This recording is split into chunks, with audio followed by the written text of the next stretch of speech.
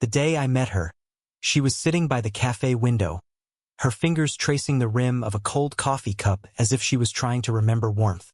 I was just another student working part-time, too young, too careless, too curious about people who seemed untouchable. But she looked up when I dropped my notebook, and in that one distracted glance, something inside me tilted. Her name was Elena, 46, married, though her ring was turned inward, as if she didn't want it seen. I didn't ask why. She smiled the way people do when they've forgotten how. For weeks, I found reasons to pass by the same cafe, sometimes pretending to study, sometimes pretending not to notice her. She always sat in the same place with her laptop open, writing something she never talked about.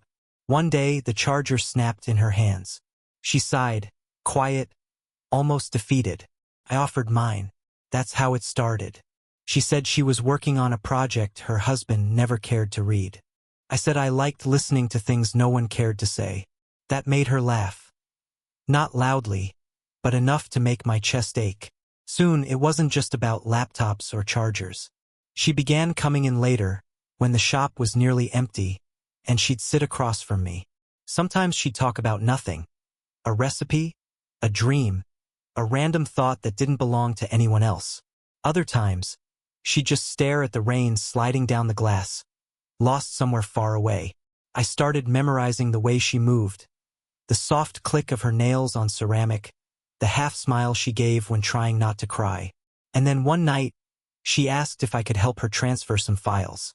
Her laptop had died completely. I told her she could use mine, but she shook her head. "No," she whispered. "I need something private." That was the first time she looked straight at me. Really looked.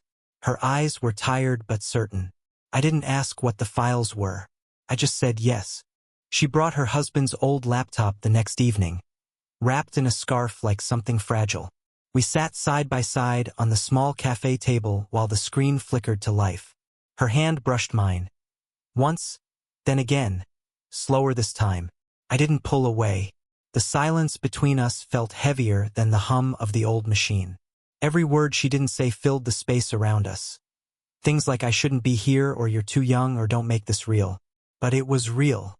When the files finished transferring, she didn't leave.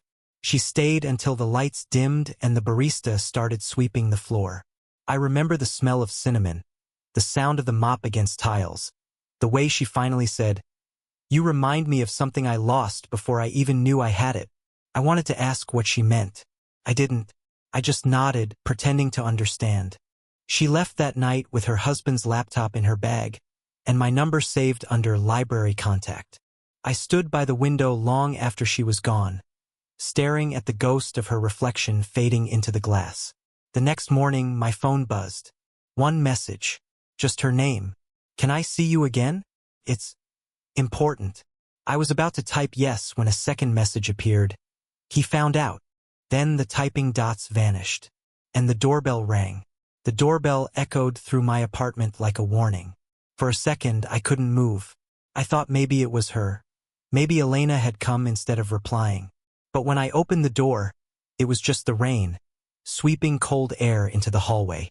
No one was there. Just an envelope on the floor. Her handwriting. My name. Inside, a small note. "Don't text me. Don't call. Please understand." I didn't. For days, I carried that piece of paper in my wallet like a bruise that wouldn't fade. Every time I passed the cafe, her seat was empty. Her coffee cup, gone. I stopped pretending to study. I just sat there waiting for a ghost to return. It was a week later when she finally messaged again. "Can we meet? Just talk." I should have said no. I didn't. We met in the same cafe, but everything felt different. Darker, quieter. She wore a beige coat, her hair tied back, her face bare. The ring on her finger was gone. I noticed that before she even sat down. "I told him," she said softly, "about the laptop, about you." I felt my throat tighten. "What did he say?" She smiled without humor. "He said it's typical, that I give things to strangers because I have nothing left to give him." I didn't know what to say. She looked at me for a long moment. "You're wondering why I'm still here, aren't you?" I nodded. She stirred her coffee, slowly, absently. When I was 23, I married him because he was safe. My father liked him. He was kind enough, steady enough. But kindness without warmth turns to distance. We stopped talking about dreams years ago. Her voice trembled, not from tears, but from exhaustion. You remind me of what I was before I became someone's responsibility, she said. I wanted to tell her that she reminded me of what love might look like when it's tired of pretending to be perfect. But the words stayed inside.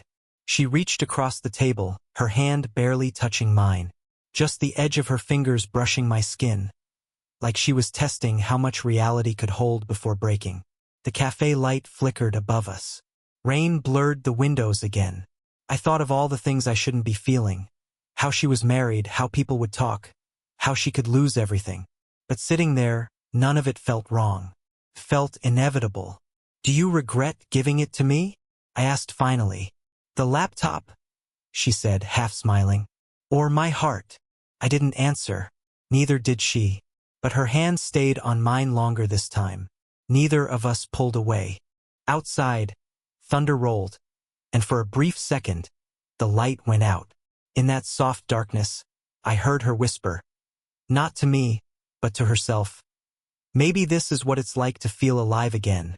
It was raining again, the kind of rain that blurred the world and made everything look like memory. 3 days since that night at the cafe. 3 days of not sleeping, of typing messages I never sent. Then she called. Not texted, called. Her voice trembled through the line. Can you come? Please. I don't know who else to call. No hesitation. I was out the door before my brain caught up. She lived 15 minutes away, in a quiet neighborhood where every house looked the same, except hers. A single porch light flickered like it was dying. She opened the door before I could knock. Elena? Shoo! She pressed a finger to her lips. Her eyes darted toward the hallway. He's here, upstairs. Her husband. My stomach dropped. I told him I was going for a walk, she whispered. But I left my phone downstairs. If he hears us. She didn't finish. She just pulled me inside, shut the door softly, and led me to the kitchen. The air smelled like coffee and rain-soaked wood. I could hear faint movement upstairs, slow footsteps. Elena, this isn't. I know. She looked away. I shouldn't have called you. I didn't know what to do. What happened? He went through my messages. He knows there's someone, but he doesn't know who. Her voice cracked on the last word. She sat down, clutching her mug so tightly it trembled in her hands. I can go, I said, though my voice betrayed me. I didn't want to. She shook her head. No, just stay a minute. Silence filled the space between us, thick and unsteady. The clock ticked too loudly. Every sound felt dangerous. Then, from upstairs, a door slammed. We froze. Elena's breath hitched. He's leaving. We listened. The front door opened, closed, footsteps fading away into the rain. She exhaled like she'd been underwater for hours. God, she whispered. I hate living like this. And then she started crying. Not loudly, not like in movies. Just quiet, shaking tears that she tried to hide with the back of her hand. I didn't think. I just reached out, fingers brushing her wrist, then her hand. She didn't pull away. Her skin was cold. I can't do this to him, she said softly. But I can't stop this either. I wanted to tell her she didn't have to choose, that maybe what we had wasn't wrong, just mistimed. But she looked up, and the words dissolved in my throat. We were too close. Her breath touched my chin. My pulse felt like it was inside my ears. Elena! She leaned in, just slightly, enough for me to taste the thought of her. Then she stopped. Her eyes flickered with something between fear and hunger. I can't, she whispered, standing abruptly. The chair scraped against the floor. I should go. I stood too. You called me. You wanted me here. I know. She backed away, voice trembling. And that's exactly why you need to leave. Outside, the rain had turned into a downpour. I stood on her porch, soaked, staring at the yellow light from her kitchen window.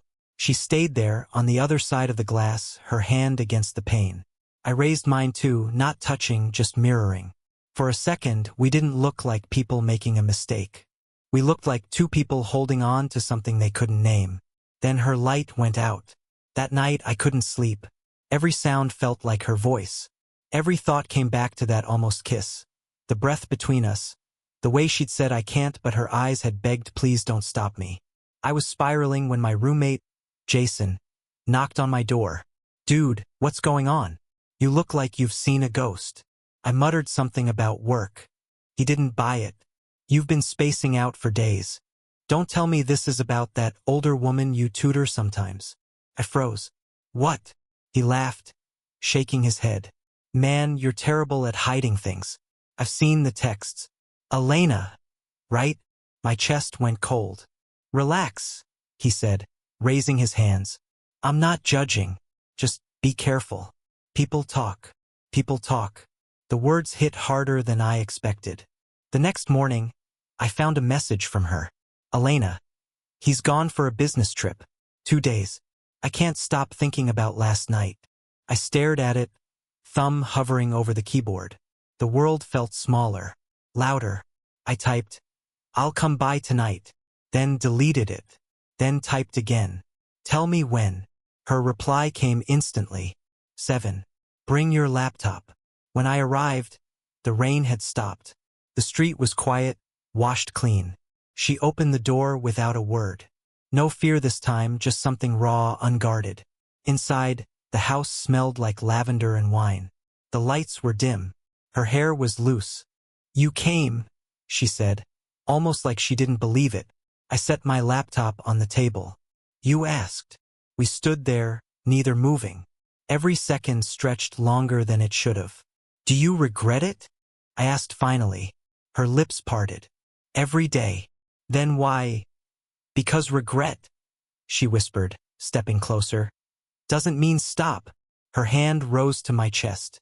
My breath caught. Outside, thunder rolled again. Faint, distant. And in that storm-muted silence, her fingers slid up my collar, tracing the edge of my jaw. Neither of us spoke. Neither of us had to, because this time she didn't stop. The wine glass trembled in her hand before she set it down. The air between us was thick, electric, the kind of silence that vibrates just before it breaks. We hadn't spoken for nearly 20 minutes. The laptop sat forgotten on the table, its screen asleep, the files transferring long finished. Her husband's name still appeared in the folder titles. Small, black reminders of everything that shouldn't be happening.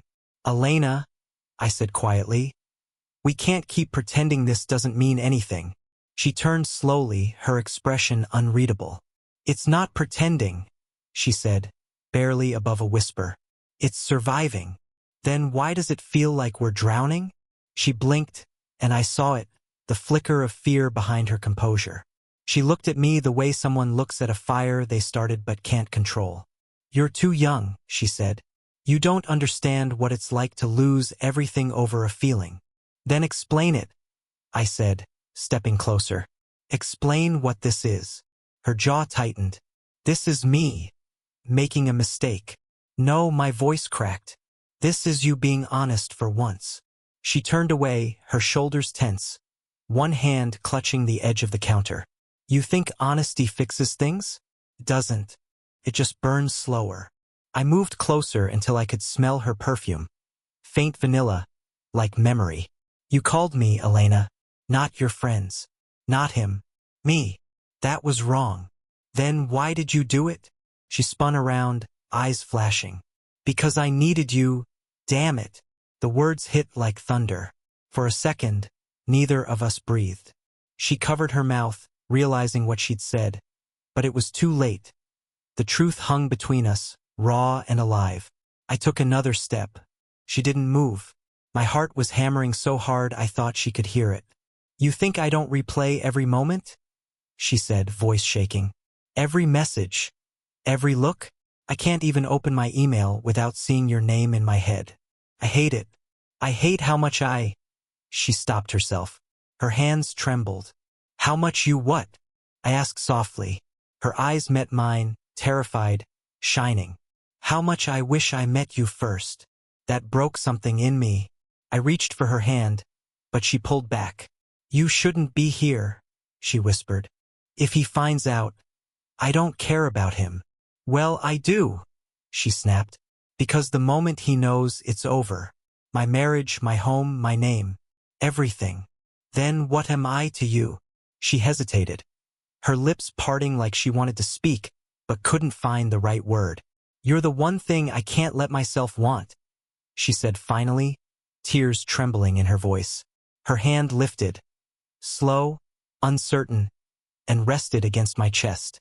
I shouldn't, she breathed. I covered her hand with mine. Then don't. Her breath caught. The space between us disappeared. And just before her lips met mine, a voice came from the doorway. Elena! We froze. Her husband's voice cut through the air like a blade. Everything stopped. Her hand still on my chest, my breath half-drawn, her eyes wide with the kind of fear that freezes thought. He stood at the edge of the living room, rain dripping from his coat, a single grocery bag swinging loosely in his grip. He wasn't supposed to be home until tomorrow. For a moment, no one spoke. The clock ticked. Somewhere outside, thunder rolled again. Slow, mocking. Elena, he said finally, his voice low, too calm. Who's this? She stepped back, fast. He's just helping me with some files. I finished for her, forcing my voice to sound casual, steady. From the university. His eyes moved between us, reading every unspoken word in the air. The university, he repeated. You teach literature, Elena, not computer science. She opened her mouth, then closed it again. The silence was answer enough. He dropped the grocery bag. Apples rolled across the tile, one of them splitting open, spilling juice that glistened red in the dim light. Get out, he said quietly. Elena turned to him. Mark, please. Now. I looked at her once more. Her face pale, lips trembling, guilt and desperation tangled together.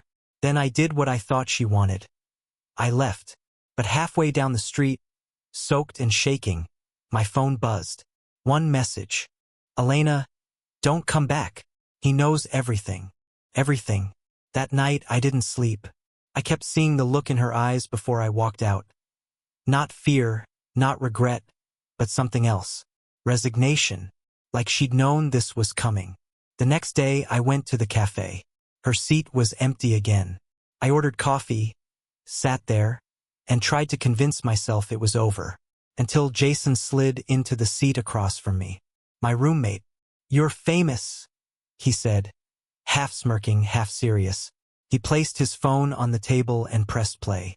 A video, grainy, recorded through a window. Me, her, together. The night before. My blood went cold. Where did you get that? Someone sent it to me, he said. Anonymous number. Probably him. I stared at the screen, my reflection trembling over the image of us. He's trying to ruin her. Jason sighed. He already has. Look. He showed me another message, a news alert. Local professor under investigation for inappropriate relationship with student. She's suspended, he said softly. It's everywhere. The cafe noise blurred. Couldn't breathe. I left without a word. Phone buzzing in my pocket. Another message from her. Elena, it's my fault. He threatened to send it to the university. I told them I seduced you. It was the only way to protect you. I stopped walking. The world tilted. She took the blame. For me. But her last line made my hands shake. Please don't come. He's here. And he's not himself. The screen dimmed, and somewhere in the distance, I heard a car door slam. The old asylum shuddered as if alive, its bones creaking under the weight of the past.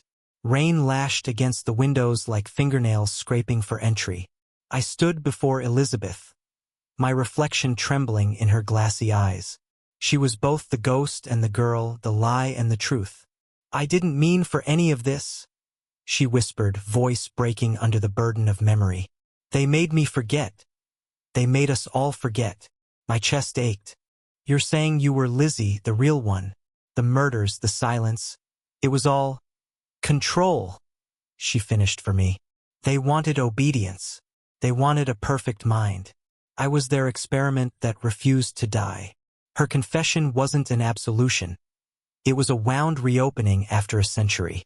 The air felt heavy with every unspoken scream trapped in these walls. I could see them now, flickers of figures behind her, the other patients watching in stillness, waiting for their story to end. I took a trembling step closer. If I tell the world the truth, they'll call me insane. They'll call you a monster?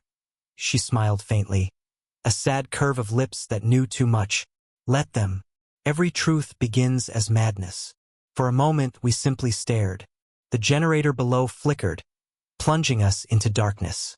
Only her pale face glowed, as if the light itself clung to her in defiance of the void.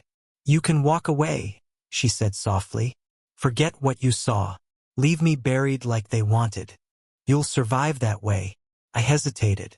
My recorder felt heavy in my pocket. A single click could expose everything. Yet, in that instant, survival felt smaller than truth. No, I said, my voice steadier than I felt. You deserve to be remembered. Not as a monster, but as what they made you. Her eyes glistened. Then you'll never leave this place the same. I already haven't. Thunder split the sky. The asylum's power surged and died for good. In the silence that followed, she stepped closer, her hand reaching out, cold, but real. I took it, and then, nothing. Just the echo of her whisper, "Thank you." When the storm cleared, I was outside, alone, soaked, trembling, but alive. The asylum behind me stood quiet and empty, its windows hollow as skulls. My recorder was gone. Only a single photograph remained in my pocket, one I hadn't taken. It was her, sitting on the asylum steps, eyes alive, human. On the back, in faded ink, "Truth is not what frees us. It's what binds us forever." I didn't know if she was real. I didn't know if I'd imagined her. But as the dawn broke over the ruins, I felt something change, an unbearable lightness, and the quiet grief of understanding. The morning after the storm felt unreal, like waking from a nightmare that refused to fade. The asylum stood quiet, its iron gates yawning open, as if whatever haunted it had finally let go. I sat by the edge of the property, staring at the photograph I'd found in my pocket. The woman in the picture, Lizzie, was smiling faintly, her eyes alive with a kind of peace I hadn't seen before. I turned the photo over again, reading the faded words, "Truth is not what frees us. It's what binds us forever." I used to think truth was a weapon, something you wielded to cut through lies. But now I understood it was also a chain. Every secret I had uncovered bound me to that place, to her.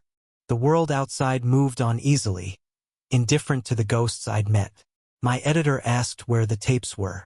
The police called my report unsubstantiated. Even the local historian laughed when I mentioned the experiments at Ellington Asylum. "All myths," he said, waving me off. But myths, I realized, are just truths wrapped in fear. I returned to the site one last time. The building was being demolished. Cranes tore into its bones, scattering dust that sparkled faintly in the sunlight, like ashes rising into heaven. I walked around the perimeter, the mud sucking at my boots, and left the photograph by the old front door. Its frame cracked, its handle rusted with time. "You can rest now," I whispered. A gust of wind rose suddenly, lifting dust and leaves into a swirl around me. For a second, I thought I heard her laugh, soft, grateful, fading into the wind. And in that moment, I didn't feel afraid anymore. I felt seen. That night, I uploaded my notes online, not as an exposé, not as evidence, but as a story. I called it The Hollow Doctrine. A few people read it. Some dismissed it as fiction. Others said it felt too real. But the truth wasn't in the facts, it was in the feeling. Weeks later, I received a small brown envelope with no return address. Inside was my missing recorder. It was old and dented, but still worked. When I pressed play, static filled the air, and then her voice. "We remember through those who dare to tell." The file ended there. I stared at the recorder for a long time, unsure whether to smile or cry. Maybe she wasn't gone. Maybe she never would be. And maybe, just maybe, that was the point. We can't bury what was never dead. We can only learn to live with it. As I closed my notebook for the final time, the last line I wrote wasn't about horror, or ghosts, or guilt. It was simple,